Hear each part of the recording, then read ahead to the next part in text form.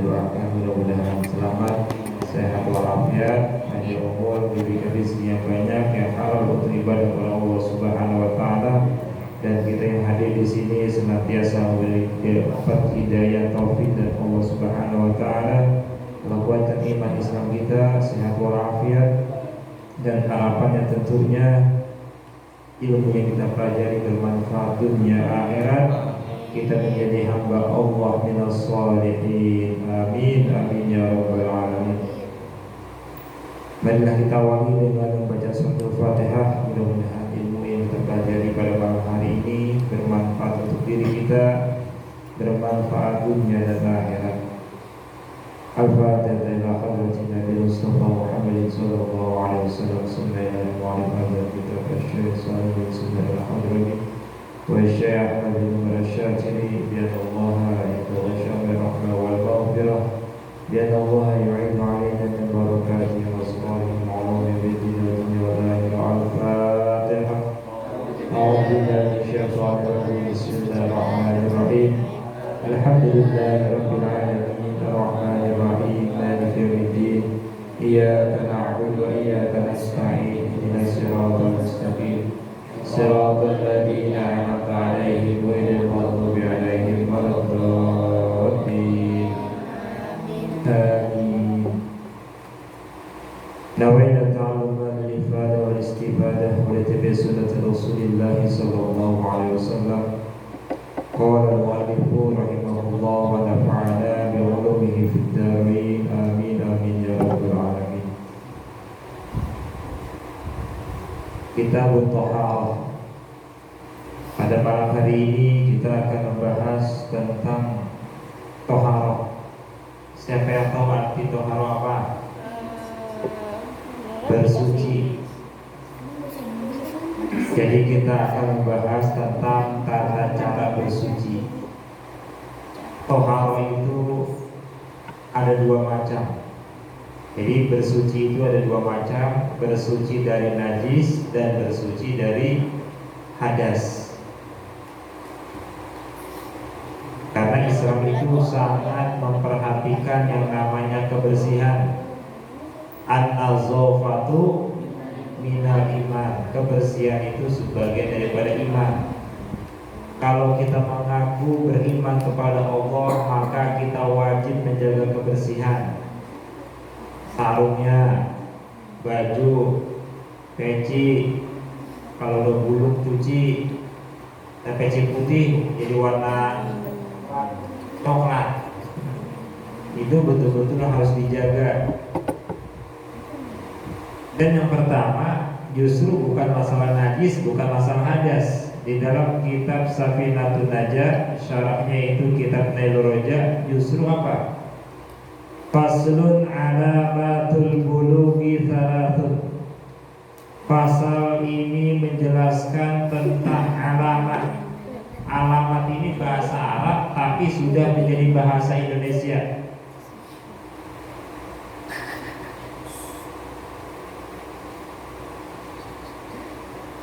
Alamat bahasa Arab tapi sudah menjadi bahasa Indonesia.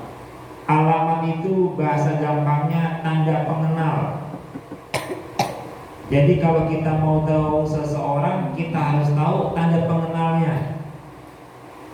Contoh, kita mau tahu rumah orang, kita harus tahu tuh tandanya apa. Rumahnya nomornya misalnya 50, Alusna nomornya 80 berapa nih?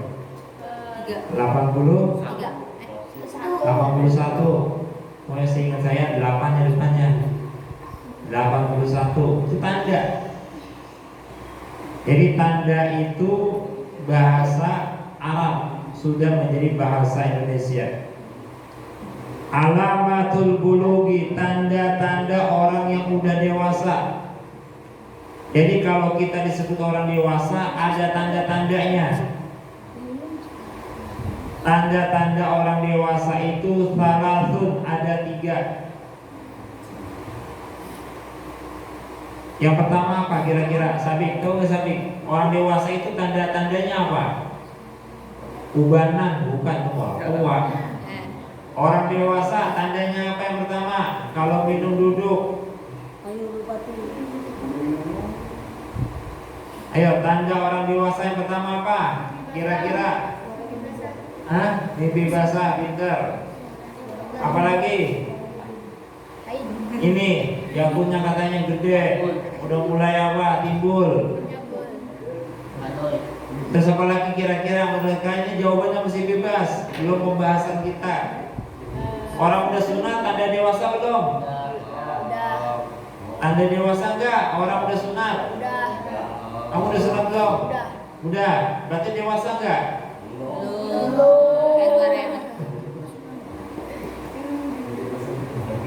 Karena kalau kita sholat jamaah, namanya fakir dia aja. Pasti sholat nih di saf pertama, pasti kata aki-aki mundur, belum sunat. Karena di pikiran orang dewasa itu orang yang udah sunat.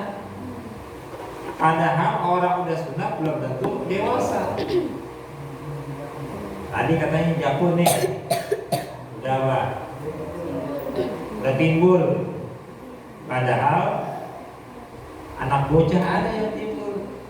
Keselak makan dongdong. Jadi jakun bukan tanda orang dewasa, sunat juga bukan tanda orang dewasa. Karena kalau orang sudah dewasa, kenapa tanda-tanda ini penting? Kan harus tahu. Karena kalau sudah dewasa, kalian sholat wajib, bayar zakat. Misalnya orang kaya, zakat mal. Tapi kalau zakat fitrah, pengen dewasa, enggak dewasa, pengen bocah, pengen orang tua, wajib bayar zakat fitrah. Jadi kalau sudah balik itu dosa udah tanggungan kamu, kewajiban tanggungan kamu. Kalau kamu nggak melakukan perintah Allah, tidak menjauhi larangannya, dosa bakal kamu. Kalau sudah dewasa. Tapi kalau belum dewasa masih anak-anak, sholat kamu nggak sholat, nggak berdosa. Karena ada 3 orang yang mana pulpen tinta tentang catatannya itu nggak berlaku. Maksudnya apa? Amalnya itu nggak ditulis. Rufi al-qalamu an salasin. Jadi ada 3 orang yang mana amalnya itu nggak ditulis, dosa-dosanya nggak ditulis. Yang pertama adalah anak kecil sampai dia dewasa. Jadi kalian nih kagak sholat, memang kagak berdosa karena belum balik. Tetapi besok jangan kagak sholat subuh dong. Kerjaan aku masih bocah ini. Tapi perlu ada namanya pendidikan. Kalau nggak dibiasain dari sekarang, besok-besok kagak sholat subuh nantinya. Ingat janji kemarin siapa yang mau sholat subuh? Udah sholat subuh belum? Tadi pagi siapa yang sholat subuh? Udah sholat subuh? Kenapa? Telat bangun. Bangun jam berapa? 11. Sholat aja langsung gak apa-apa. Males itu males. Ya, jam 7 sholat aja. Bangun jam 10 start, sholat aja. Jam 12 gametan. Karena kenapa? Kalian belum berdosa. Kalau anak-anak belum berdosa, jadi nggak dicatat dosanya oleh Allah. Yang kedua siapa? Orang yang tidur sampai dia bangun. Jadi kalau orang tidur dia mimpi mencuri nih, dia naik ke atas Monas, emasnya dicuri sama dia, kagak berdosa dia, orang mimpi. Bang, masuk ke bang, wah langsung dia jadi inian teroris misalnya. Diambil semuanya duitnya tuh, dolaran, rupiah, emas semuanya diambil. Mimpi ini ceritanya. Dosa apa kagak? Kagak. Tetangganya punya burung dara, disepretin sama dia, digoreng. Kan mimpi nih, nggak berdosa. Tapi kalau beneran dosa nggak? Dosa. Banget, ya pinter kalian kan itu. Jadi kalau mimpi, ya nggak apa-apa mimpi yang enak-enak. Namanya mimpi bebas. Yang ketiga siapa? Orang gila. Orang gila kagak sholat boleh nggak? Boleh. Orang gila nggak puasa boleh nggak? Kita kagak sholat berarti apa?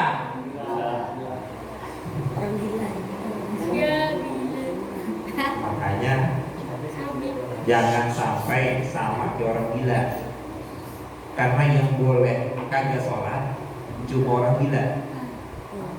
Yang boleh kagak puasa orang gila. Kita gila apa sehat? Nah, mau gila apa mau sehat? Kalau mau sehat sholat dijaga. Karena orang gila kalau punya pikiran. Tapi orang gila itu sehat.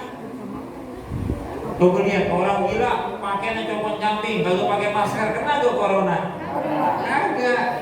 Kenapa? Karena dia kagak punya pikiran, hidupnya tenang. Kalau orang yang sehat banyak pikirannya. Besok pada PR, besok PTM. Lu mau tidur aja dah. Kebanyakan pikiran akhirnya sakit. Coba kalau orang gila punya pikiran nggak? Kagak, makan apa ada di jalan comot apa dicomot apa dimakan. Tapi kagak sakit. Jadi 3 orang yang tidak dicatat oleh Allah. Pertama tadi siapa? Anak kecil sampai dia dewasa. Yang kedua orang tidur, kagak dicatat tuh. Kamu mimpi sholat tahajud 1000 rakaat, kagak dicatat sama Allah. Mimpi. Saya tadi sholat 1000 rakaat, hebat banget. Dalam mimpi tapi ini kagak dicatat pahalanya. Saya pergi haji Ustaz, di mana? Mimpi. Tetap aja lalu berangkat. Dan yang ketiga tadi apa? Orang gila. Kalau betul nih kalau orang gila. Jangan itu nggak boleh. Berarti dia cerdas, hafal, ya. Berarti dia memperhatikan. Nah di sini tanda-tanda orang dewasa nih. Berarti kalau sudah dewasa, perintah wajib bakal dia, sholat wajib, puasa wajib, pergi haji wajib. Ini tanda-tandanya nih. Yang pertama, tamamu khamsa asyrata sanatan bidzakari wal unsa. Sempurna umurnya 15 tahun bagi anak laki-laki dan anak perempuan. Ada? Ente umur berapa? 14. Tapi udah mimpi basah belum? Udah. Berarti dia belum masuk ini, tapi dia masuknya nomor 2. Oh Ustaz, saya 9 tahun sudah mimpi basah. Bagus.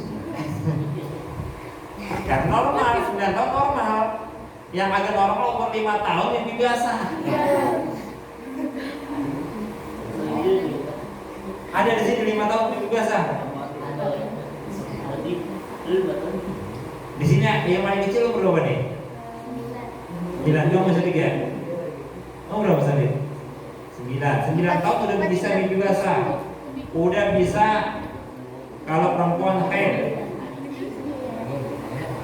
Jadi gini maksudnya, ada anak laki-laki perempuan.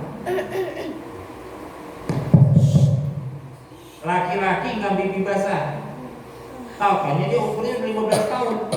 Kalau dia umur 15 tahun, maka wajib sholat. Kenapa? Karena sudah memenuhi tanda-tanda orang dewasa. Walaupun dia tidak mimpi basah, karena dia sudah memenuhi syarat yang pertama, yaitu apa? Umur 15 tahun. Jadi ini salah satunya, bukan tiga-tiganya loh. Ngerti gak maksudnya? Jadi kan tanda orang dewasa 3. Salah satunya aja kena, maka sudah dikategorikan orang dewasa. Bukan tiga-tiganya wajib. Kalau tiga-tiganya wajib, repot. Kenapa? Karena yang ketiga haid. Haid untuk siapa? Perempuan. Masa laki-laki bocor. Jadi yang pertama umur 15 tahun laki-laki dan perempuan.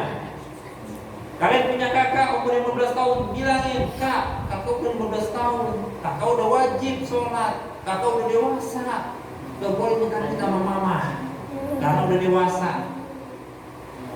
Nabi Muhammad umur 12 tahun berdagang. Dia 12 tahun masih minta duit gak? Sampai 25 masih minta duit. Sampai 20 tahun, 30 tahun. Yang pertama apa? 15 tahun laki-laki dan perempuan. Yang kedua, wal ihtilamu fi dzakari wal unsa li tis'i sinin. Mimpi basah bagi laki-laki ataupun perempuan usianya 9 tahun. Jadi kalau usia 9 tahun ada perempuan mimpi basah, dewasa. Laki-laki mimpi basah dewasa. Karena Aisyah menikah dengan Rasulullah usia berapa kemarin dijelaskan? 7. Tapi tinggal satu rumah dengan Nabi Muhammad di usia 9 tahun. Karena 9 tahun itu Aisyah sudah dewasa. Kalau sekarang ya jangan masuk pintar kamu ntar nikah sama bocah gitu kan. Ini kalau pasti bisa masuk penjara. Walaupun nikahnya sah masuk penjara. Yang ketiga wal haidu fil untha. Yang ketiga adalah haid. Haid ini khusus anak perempuan. Kapan? Litis isinin. Tatkala usianya mulai 9 tahun. Nah pertanyaannya gini, siapakah manusia yang tidak mimpi basah? Nabi Muhammad. Nabi Muhammad itu tidak pernah mimpi basah seumur hidupnya. Tetapi Nabi Muhammad sehat, bisa punya anak. Kalau laki-laki secara umum, apabila dia tidak mimpi basah, maka dia gak bakalan punya anak. Disebutnya mandul. Makanya kalau kita laki-laki mimpi basah, artinya kita ada orang sehat. Yang penting jangan disengajain dikeluarin. Itu namanya masturbasi atau onani. Bahasa Arabnya istimna. Itu hukumnya haram. Ini normal, kamu lagi tidur, mimpi ketemu bidadari turun dari bajai, cakep banget. Sekalinya kamu langsung nafsu, katanya mimpi basah. Bukan ngompol, bukan. Mimpi basah, maka itu dikategorikan dewasa. Nabi Muhammad tidak mimpi basah. Kenapa? Mimpi basah itu datangnya dari setan. Dan Nabi Muhammad tidak bisa didatangin oleh setan. Dalam mimpi itu Nabi Muhammad nggak bisa. Karena kenapa? Setiap apapun yang dilakukan Nabi, baik secara tidur ataupun nyata, itu Nabi itu yaqzah, selalu ingat kepada Allah Subhanahu wa Ta'ala. Nabi itu matanya tidur, hatinya melek. Kalau kita mata tidur, hati malam. Hatinya tidur juga, malam juga. Tapi Nabi Muhammad mata merem betul, tapi hati selalu ingat kepada Allah. Makanya nggak bisa diganggu oleh setan. Siapakah wanita yang tidak pernah haid tapi punya anak? Siapa? Fatimah Zahra. Ingat ya, Fatimah Zahra, putri Nabi kita Muhammad sallallahu alaihi wasallam. Karena ini anak laki-laki semua, jadi nggak perlu dijelaskan haid itu apa. Ya haid itu darah yang keluar pada perempuan sebulan sekali, umumnya kayak gitu. Kalau perempuan haid berarti dia nggak boleh sholat. Enak amat perempuan Ustaz. Kalau haid dia kagak sholat, dia kagak puasa, enak gak? Ya ini perempuan. Gak boleh bilang begitu. Itu namanya hadiah. Ya, hadiah. Orang haid itu sakit, nah. Jangan dibilang gak sakit-sakit. Tanyanya sama mama kamu, yang punya kakak, tanya sama kakaknya. Kecuali kakaknya beda setahun sama kamu sabik. Ya, masih bocah juga. Maksudnya yang kakak kamu yang udah dewasa, sama mama kamu tanya. Jadi sama mama kamu gak sholat, jangan-jangan mama kamu lagi apa?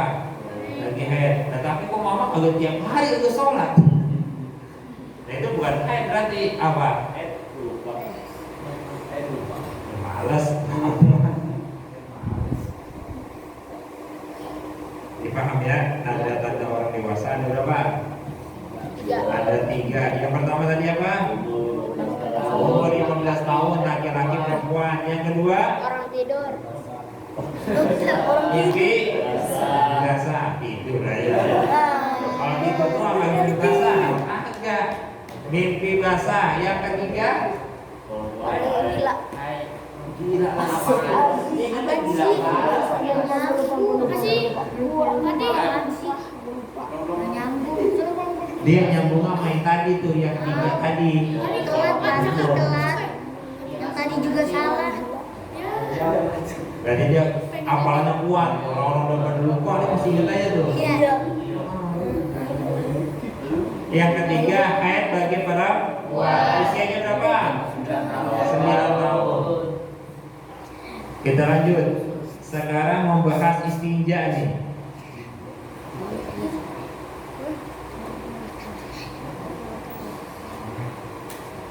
Istinja lughatan al-qat'u. Istinja itu secara bahasa artinya memutus.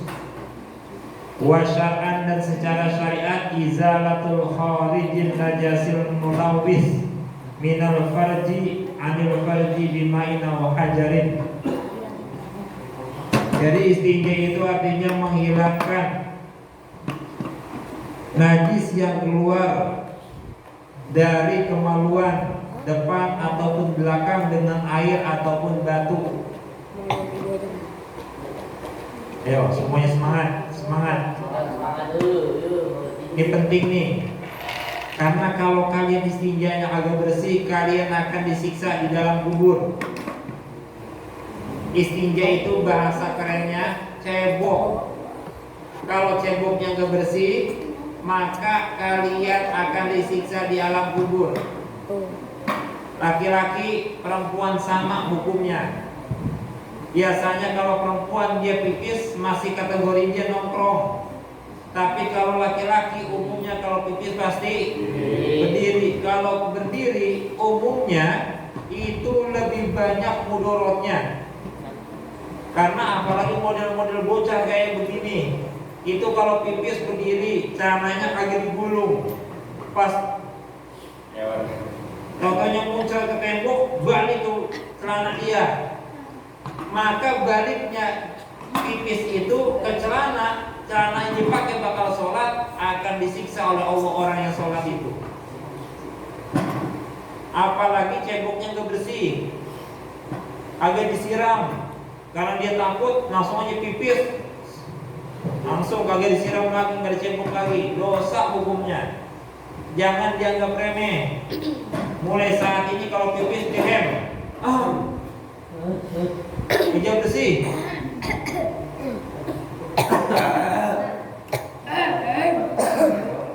Gantung ya. Kaki diangkat, yang kanan. Nah, kiri ke bawah. Paham?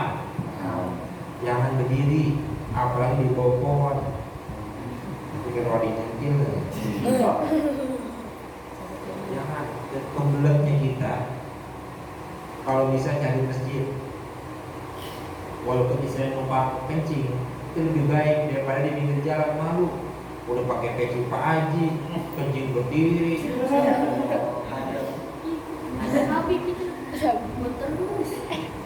Karena kamu ganteng tadi.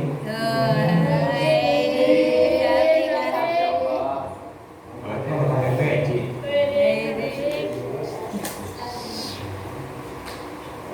Ya, paham ya? Dan usahakan sekarang kan di masjid-masjid besar itu kan toiletnya macam-macam tuh. Ada yang berdiri, ada yang kayak model kamar mandi. Kalau kalian pilih yang mana? Yang berdiri apa yang kamar mandi? Ngomong sekarang kamar mandi, kalau mau belet mah di mana aja. Tapi usahakan cari yang kamar mandi. Kita buka celana kita gantung. Kemudian kita pipis, jangan berdiri. Nongkrong, kalau ke jongkok ya pokoknya. Yang penting jangan gedeplok kayak di situ. Tujuannya satu, biar tiris. Ini benar-benar penting. Kalau kalian biasakan, itu bukan hanya pertama sah sholat kita, yang kedua itu bagus untuk kesehatan ginjal, kesehatan namanya prostat penyakit tuh. supaya agak mampet. Kemudian itu bisa menghilangkan penyakit apa? Kencing batu. Apalagi kalian misalnya suka makan atau minum yang manis-manis, kencing ditahan, bahaya. Karena nanti akan membentuk kristal dan itu akan menjadi kencing batu nanti. Karena seumuran kalian ini jangan dibilang nggak bahaya, bahaya. Apalagi kalian ini paling sering itu apa? Minum minuman yang manisnya luar biasa. Beli es teh manis itu harganya 1.000, tapi dapatnya 1 kilo, atau nggak tuh? Masih ada guys, 1.000 dapat segitu? Masih ada, kita bingung.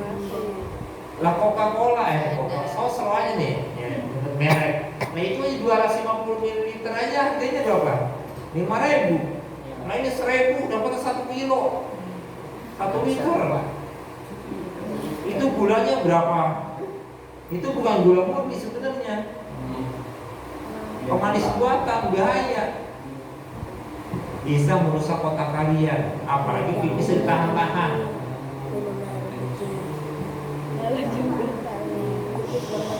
Karena kalau orang sering minum manis-manis itu bisa cepat ngantuk dia. Ngantuk nih. Banyak manis-manis. Ustaz ngopi ya. Kopi hitam, agak enak ya. Kopi gula dikit. Ya pipisnya kalau mau pipis jangan ditahan. Siapa yang masih takut keluar mandi? Nih, Pati. Dianterin tadi ya? Apa dianterin? Pati masih dianterin Pati.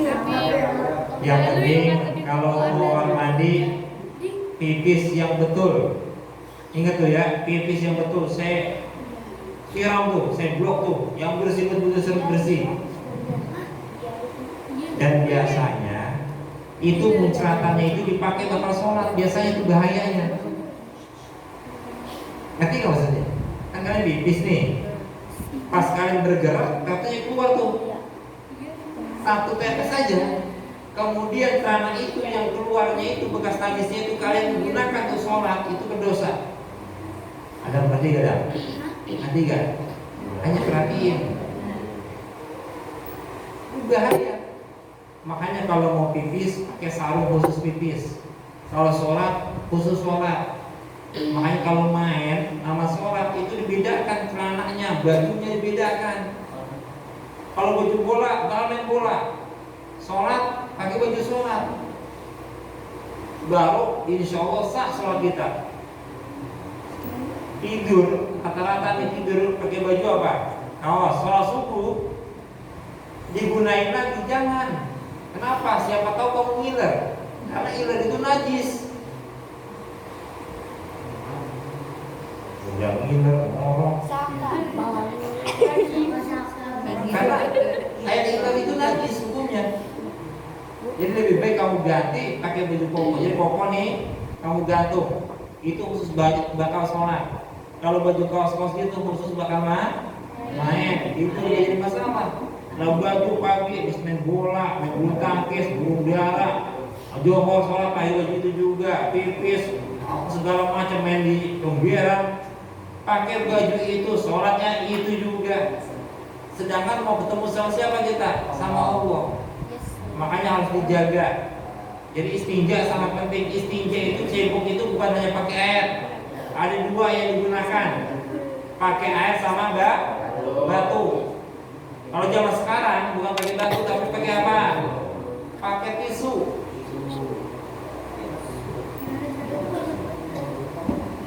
Ingat tuh, bukan pakai batu. Boleh pakai batu, afdol. Karena zaman Nabi pakai batu. Tapi sekarang nyari batu kan rumit. Kita mau buang hajat, kalau mau menggunakan batunya kita cari dulu. Jangan nongkrong buang hajat air besar baru kita cari batu. Kagak boleh, kagak sah kalau begitu. Karena kenapa? Udah belepetan duluan. Makanya kalau mau buang hajat cari batu dulu berapa? 3 biji. Ini ceritanya kita hidup ini di tahun 70 di tengah hutan. kagak ada toilet, buang hajat di mana aja, yang penting jauh dari orang. Di Korea aja yang negara maju itu buang hajat bukan pakai air ceboknya, pakai tisu. Cara bersihnya bukan pakai air, cuma dipencet begitu langsung kesedot. Kalau orang Indonesia kalau bakal betah. Karena kenapa? Kalau kita cebok pakai tisu gak pakai air masih aja lengket. Tapi bayangkan di zaman Nabi air susah. Air susah pakai batu.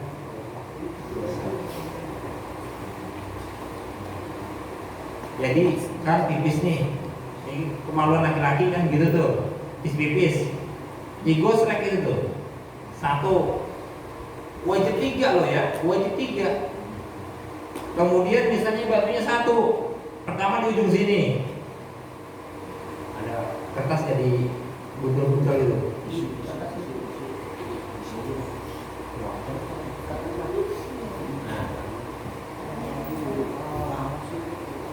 Kita pakai tisu nih. Sebelah sini ceboknya 1, 2, berantamnya sini 3. Nah kalau ini depetan kamu salah mencet, salah ini, nanti kena baju kamu, karena jadi betul-betul. Misalnya kayak gini nih, bulat kayak gini, ini batu, ceritanya batu nih. Nah ini kemaluan kayak gini. 1, kan ini udah kotor nih. Jangan digunakan lagi, kamu cari sisi yang berbeda. Paham? Ini udah, berarti bagian sini. Yang paling enak batunya 3. Ambil, buang, kasih pate.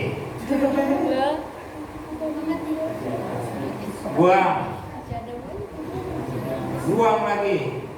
Lebih enak, lebih simpel. Yang paling enak pakai air, Ustaz. Iya. Gak jadi masalah. Ini kan ceritanya di zaman Nabi. Di zaman kita ya pakai tisu. Di pesawat kan pakai tisu juga di pesawat. Ada sih air tapi nggak begitu banyak. Ya pakai biasanya kalau orang Indonesia ada pakai aqua di bawah tuh ke toilet. Modelnya kayak gitu, aqua di bawah ke dalam. Jadi 1, 2, 3 itu nggak jadi masalah. 1 batu tapi 3 sudut ya, 3 sudut yang berbeda. Tapi misalnya kita 1 sudut, nggak apa-apa. Yang penting batunya ada berapa? 3. Ada 3. Saya maunya 7 aja, ledes ntar. Banyak kan? Cukup 3 aja. 2, 3. Ini ada kisah unik soalnya di zaman Nabi itu. Nabi itu kan kotorannya kan nggak ada bekasnya. Nabi itu kotorannya, air pipisnya, hajatnya, kotorannya itu nggak ada bekas bentuknya, nggak ada bekas baunya. Kenapa setiap Nabi buang hajat pasti ditelan sama bumi? Pipis ditelan bumi, buang hajat BAB kotoran langsung ditelan sama bumi. Bahkan tatkala Nabi mau buang hajat aja itu pohonan langsung datang sendiri membuat lingkaran supaya Nabi itu dihalangi supaya nggak kelihatan buang hajatnya. Tapi memang Nabi itu punya pasukan khusus. Ada yang membawa barangnya, ada juga yang menyiapkan tentang kebutuhan pribadi Nabi. Contoh, Nabi mau buang hajat, sahabat udah siap tuh membuat kain gitu kan, supaya orang nggak bisa lihat. Dan semua sahabat Nabi itu dari awal sampai akhir itu tidak ada pernah orang itu menemukan kotoran Nabi Muhammad SAW. Ya tadi setiap Nabi Muhammad buang hajat, kotoran telan bumi, pipis kotoran telan bumi, nggak ada baunya, nggak ada bekasnya. Singkat cerita sahabat Nabi itu kan Nabi kan ceboknya pakai batu, istinja pakai batu. Istinja pakai batu, batunya dilempar. Sahabat Nabi ini penasaran, bekas cebok temboknya Nabi, bekas istinjanya Nabi dicari sama dia. Lempar. Di mana Nabi buang tadi itu batu? Dicari sama dia. Pas dicari sama dia diambil. Pas diambil dibawa pulang. Dijadiin apa? Jimat. Ingat, ini batu bekas istinja Nabi, bukan bekas.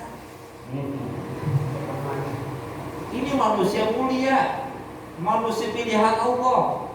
Batu bekas istinja Nabi dibawa pulang sama sahabat Nabi.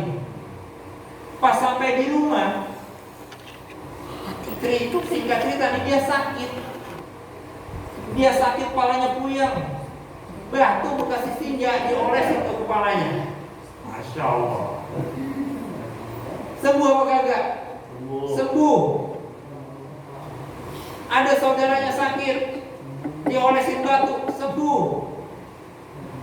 Datang Fatih, matanya kelilipan, korek-korek, sembuh. Apapun penyakitnya, pada saat itu datang ke dia tuh, diobatin pakai batu bekasnya Nabi, sembuh. Karena terkenal nih, ini kan kayak zaman dulu nih, batu ponari. Ini belum ada bibit begini aja. Kenal gak batu ponari? Eka juga agak tahu ya. Gak tahu deh. Kalau mau agak tahu ya. Tanda nggak tahu ya? Nggak tahu. Dulu ada batu termal, batu ponari. Batu kepir. Iya, batu kepir. Nah, akhirnya singkat cerita, Nabi matanya sakit. Nabi matanya sakit. Siti Aisyah radhiyallahu anha tahu nih bahwasanya ada seorang sahabat Nabi punya batu ajaib yang bisa menyembuhkan orang sakit. Akhirnya sahabat Nabi dipanggil sama Nabi Muhammad. Wahai sahabatku, panggil lagi itu modelnya. Katanya kamu punya batu bisa ngobatin orang. Betul Rasulullah. Diambil sama Rasulullah, langsung diapain? Diusapin ke matanya. Sahabat kaget, Masya Allah. Ini batu bekas Nabi istinja, tapi diobatin bakal mata Nabi. Diceritain ya Rasulullah, ini batu dari engkau. Ketika engkau istinja, batunya kamu lempar, saat mencari dan aku dapat nih. Dan sekarang engkau pakai dalam obatnya mata kamu ya Rasulullah. Kata Rasulullah apa? Barokah. Barokah.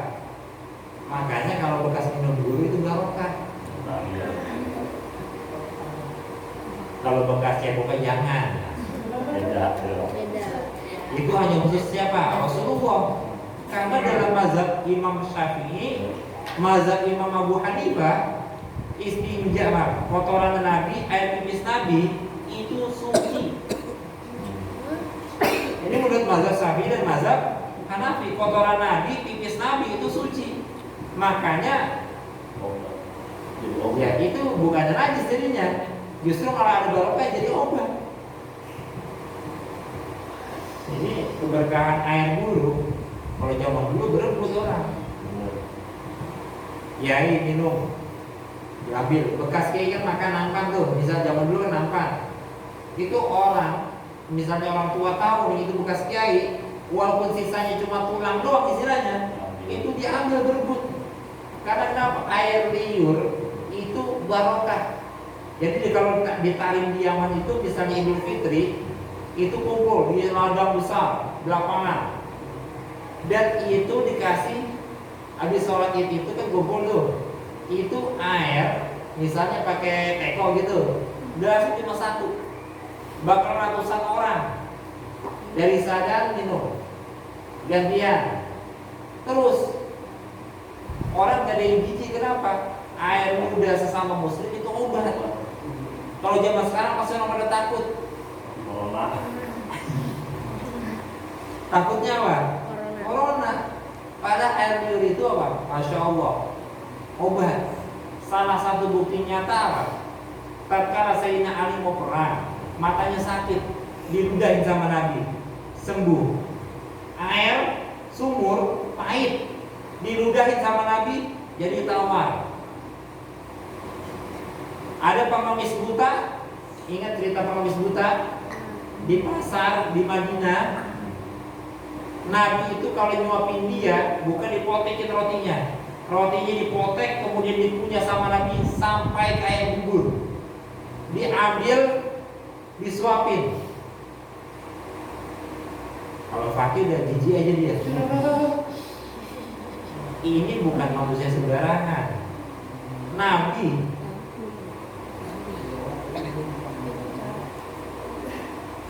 Jadi itu luar biasa.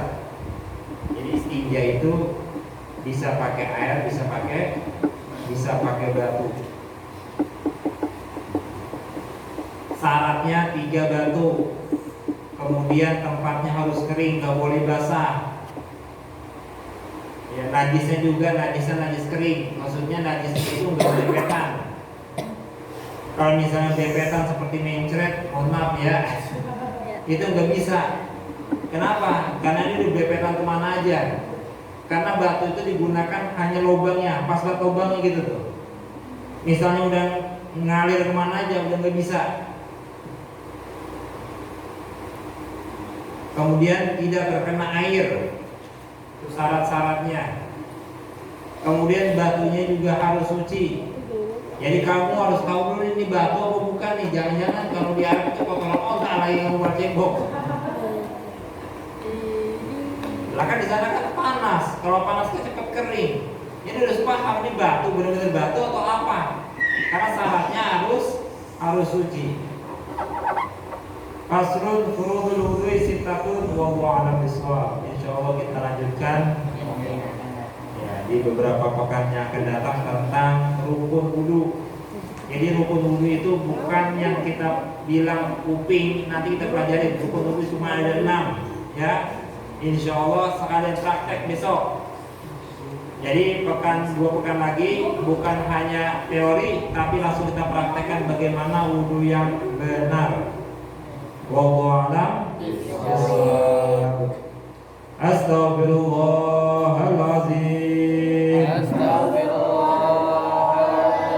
Astaghfirullahalazim.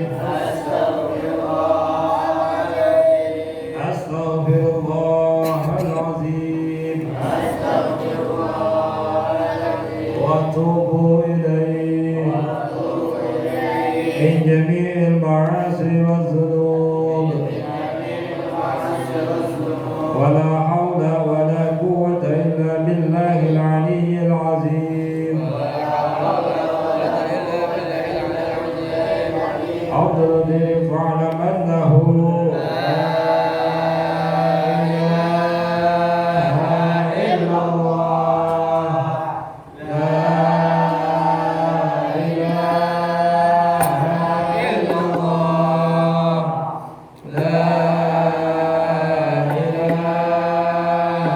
إلا الله.